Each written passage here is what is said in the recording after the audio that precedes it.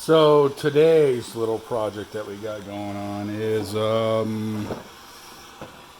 installing that rig into my upper and lower A-arms. And I'll give you a shout out to Boosted Motorsports, me as nobody.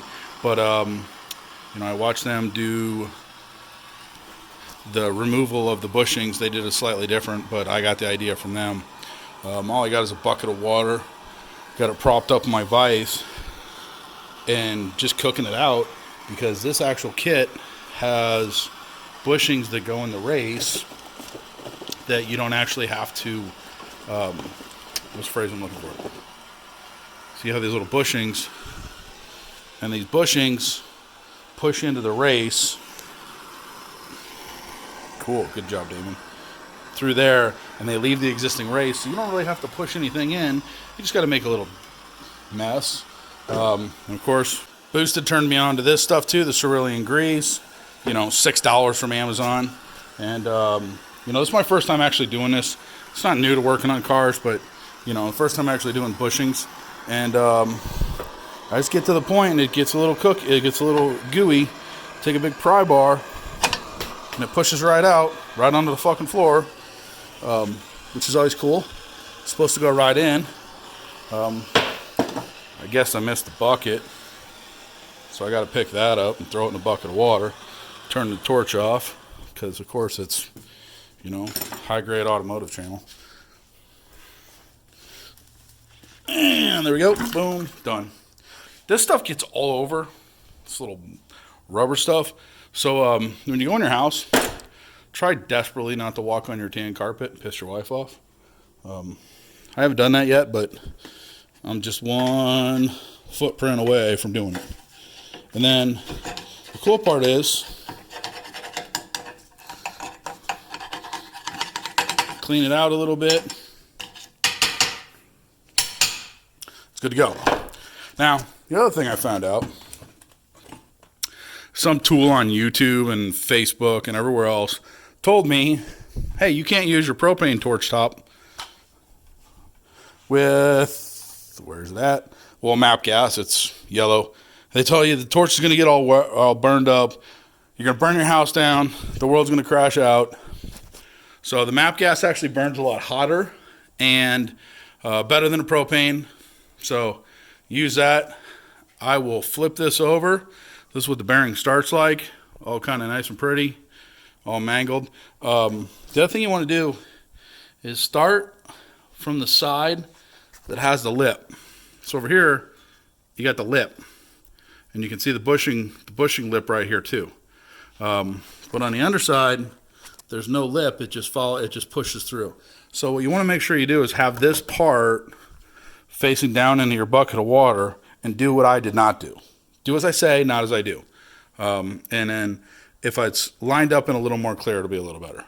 So I think I got this a little better lined up to drop into the bowl. My $5 bucket. Let's kick this baby on. Someday I'll get a GoPro and be like an actual YouTube person, but until that time, I'll just be a. So I got a little, just propping it up, kicking it on. So I just started at 30 seconds. I'll let you guys know how long I cook it before I get to the point to push it out, because you don't need to see it. One thing I did do is I pulled the lower A-arms. People trying to freak out, and this, as high as this thing is right now, dropping the jacks and getting to the pieces, it's not a bad scenario. I already did this to the other A-arms. So tonight I'm going to be putting the bushings in. I got all my grease. And then, of course, I had to repaint these because I put the new upper and lower ball joints on. Just got a whole kit.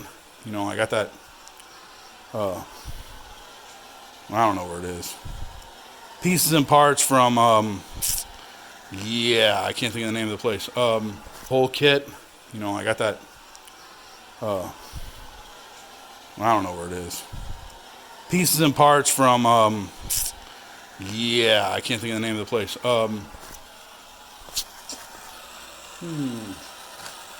Detroit Speed. or Detroit, not Detroit Speed, Detroit Axle on YouTube or on Facebook. I've ordered them before. I think for a whopping, I don't know, $56. I got both inner tie rods. Brand new, they're not right here. Brand new outer tie rods.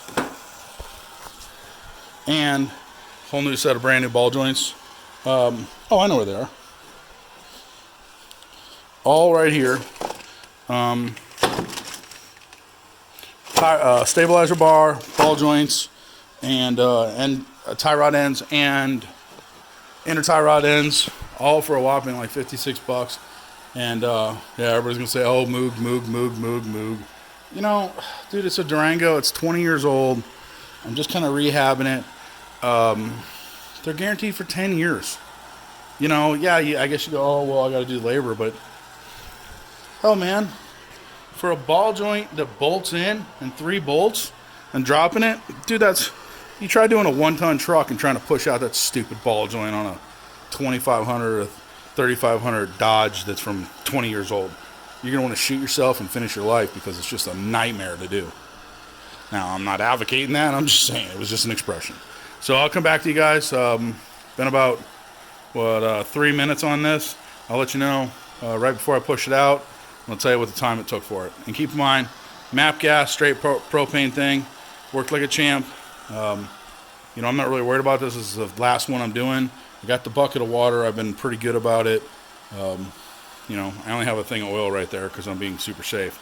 I guess that's what you do when you're throwing stuff on YouTube. Later. Something I wanted to point out. First thing it's going to do is it's going to start fizzing.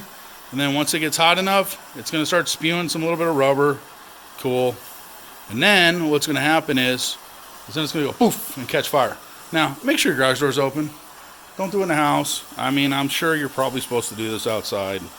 Yeah, all the safety things. Don't do this at home. Do as I say, not as I do. Be safe. Get a fire extinguisher. Well, hey, there's a fire extinguisher right there.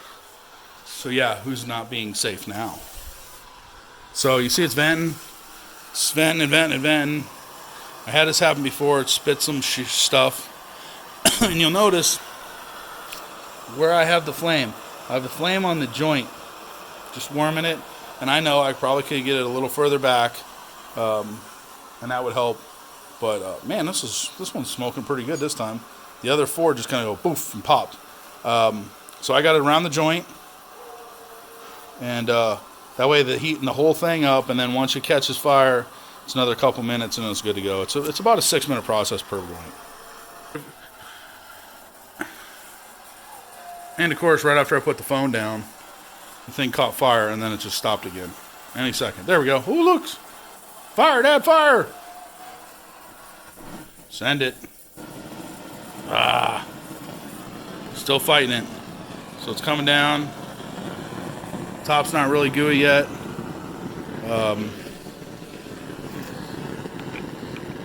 Oh no. Oh no. This can't be good. Oh, thank you. Thank you, baby Jesus. I thought I was going to run out. Good job with my phone. Dude, I should really get a GoPro, man. Maybe I should spend some money on that. Alright. So, I think the tip of the flame is where it's, you know, the tip of the blue inside of there. I know it's kind of hard to tell because I don't have a good... But I think the tip of the blue is the hottest spot. So all I'm doing is warming the whole collar up, and I'll get you guys back when I push it out. Alright, I think we're going to be in. Let's see what happens. So all I'm doing is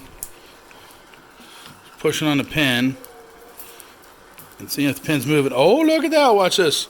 So, dude, I'm just pushing, and you can feel it give.